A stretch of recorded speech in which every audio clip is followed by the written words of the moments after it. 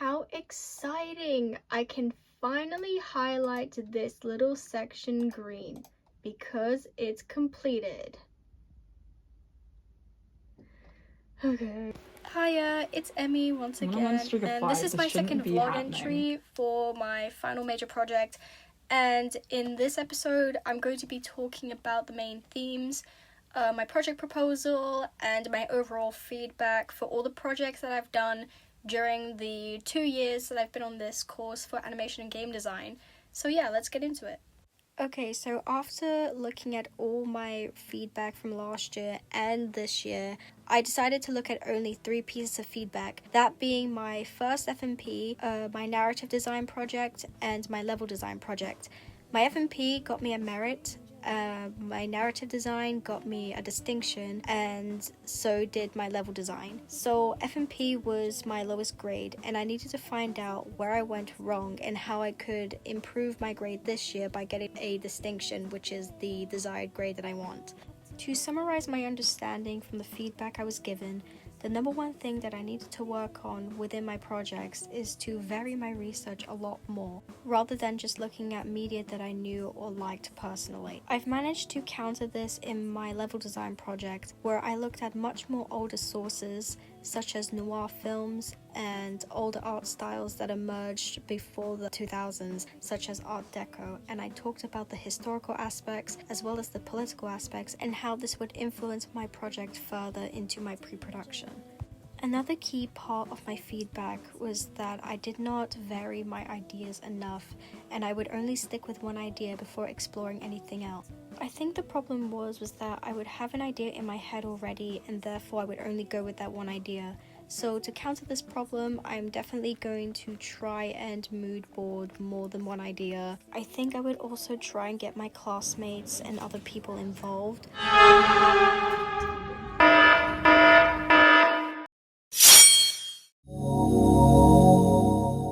By potentially making a voting system on like the different ideas that I have and seeing which idea they like the most, and then I could develop it further within my pre-production stages of my project. And finally, my last piece of criticism that I've received in my feedback was that I needed to think of much more outside the box research. It was suggested to me that I research things such as pottery, dance, sculpture. Basically, I just needed to look outside more digital and modern sources. Jeez Louise, dude. I hate these stupid digital guys. I mean, look at them. It's so freaking stupid. And I will also try and cover topics and subjects that I want to potentially educate myself on. This might be like a scientific topic, maybe a specific culture that I'm interested in, maybe even locations, history, or even a specific technique that I might use later on in my FMP. And to summarize my key strengths within a creative project, it was commented that my audience analysis was effective and specific, with my contextual and visual research linking to my audience and player profiles, which will further influence my project later on. Another one of my key strengths when it comes to a project was my reflection work. In my feedback, it was said that I was able to reflect back onto the theme and how the theme had a personal impact on my life, and it was considered insightful on how it will further influence my final response to the brief. Evaluating each stage of my project recorded my creative process behind every decision that I made and how that will affect the future development of my project further. No, say something like, say something about rivals. Oh boy, how I do love writing for FMP. Oh boy, Emmy sucks at Rivals and Roblox. Anyways, guys, time to move on to the second part of my project. Research? No. Wait, I'm trying to look it up. What's the second part of the project? The brief.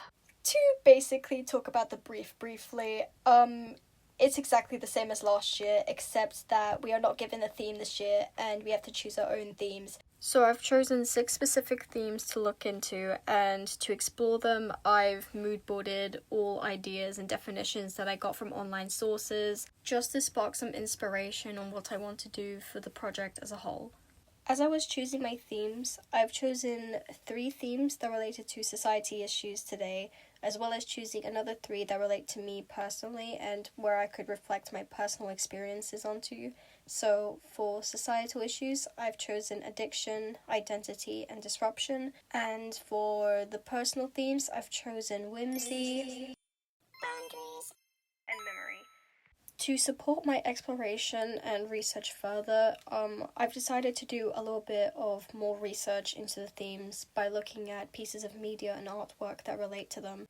I even went as far as to making my own piece of art that reflects back to my research for identity, as I thought that this would be a unique way to do some research for my project, and also I wanted to step away from the computer a little bit. This was also like a nice way to experiment with other materials, which will influence my design work later into the project.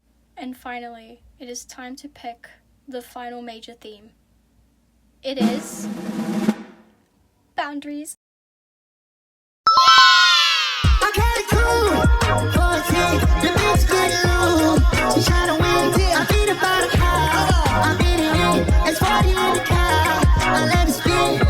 Okay, originally I was gonna go with whimsy, but then I was like, I need to be like really serious for this project. So I thought boundaries was like my best option. Also, I just saw like a lot more creative potential with this theme, and I thought that there were some interesting ideas behind it, especially after I started like mood boarding like a lot more based on this theme, and also from my external research from my previous like theme exploration. So that was like another reason I wanted to go with this theme. But anyways, what did I learn about boundaries? Well, I'll tell you. So basically, boundaries can be defined as something being limited or a prevention of something, whether it's behavior we consider as acceptable or an imagined line that displays the edge or a limitation. Basically, there's a lot of things that can be defined as a boundary. One thing that I did learn though is that boundaries heavily impact human life, and it can help develop our personalities, identities, and moralities. Emotions and expressions are a boundary as well that we might face in our lives, and through art, we usually communicate these complex and intimate feelings towards others. Life and death can also be considered as a border between two worlds, and its contradiction between what's real and what's not. There can be physical boundaries, sexual boundaries, emotional boundaries, material and financial boundaries, and time. In art, we often break boundaries by distorting an image, going beyond the canvas, breaking the fourth wall. We often use mixed mediums and media to create something new, something that's abstract and subverts from the norm. Unhealthy boundaries can lead to manipulation and control. Borders, we got social borders that help define society by their class, gender, and often stereotypes. Physical borders, however, are human barriers that separate territories. In conclusion, boundaries are basically everywhere, no matter where you go. It heavily impacts our lives, and boundaries are often put in place to prevent danger and harm towards you. Personally, how I view a boundary can be something that helps maintain healthy relationships, not only with your romantic partner, but with your family members, your friends, your co-workers, classmates. This is basically just to make you feel safe and prevents you from being harmed or others being harmed. Okay, finally, now that all of that is covered, I can finally move on to my project proposal. So my project concept is that I want to create a story using the elements of the paranormal and using different ghost stories from around the world, as this was something that interested me while I was mood boarding and investigating boundaries. And I really like the concept of the living and the dead, and that being like a boundary within itself. Research-wise, I want to investigate more sources that are not just games and films that I like personally. I want to broaden my knowledge and learn something new to apply to my pre-production stages, and I don't want to look at just modern sources. I want to look at pre-contemporary sources, so sources made before the 2000s. Reflecting back from my previous projects and my first FMP, I can definitely say that I do not have any passion towards 3D work, and I'm more interested in 2D mediums. Some key strengths that I can identify from the last 2 years is that I'm really good at character design and conveying a story within their final designs. One of my key strengths is that I'm able to identify narrative archetypes within media and stories.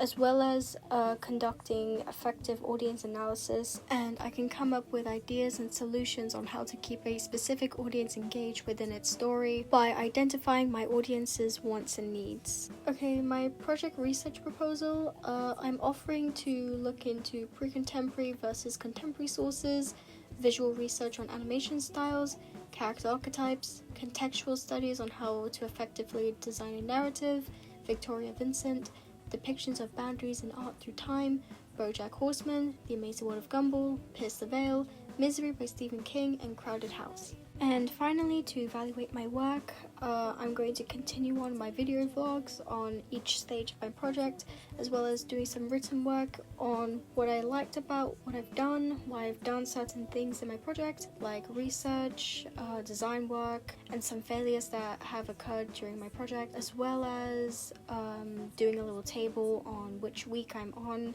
and what I've done, and if I managed to complete my tasks on time. And that's all I'm going to cover in today's vlog.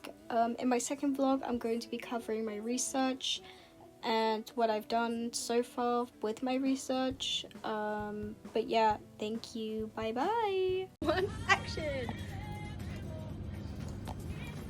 Oh wow, I'm doing work. Sorry. But I'm not sorry. Yeah, you're not. Yeah, I'm never sorry. My recording equipment.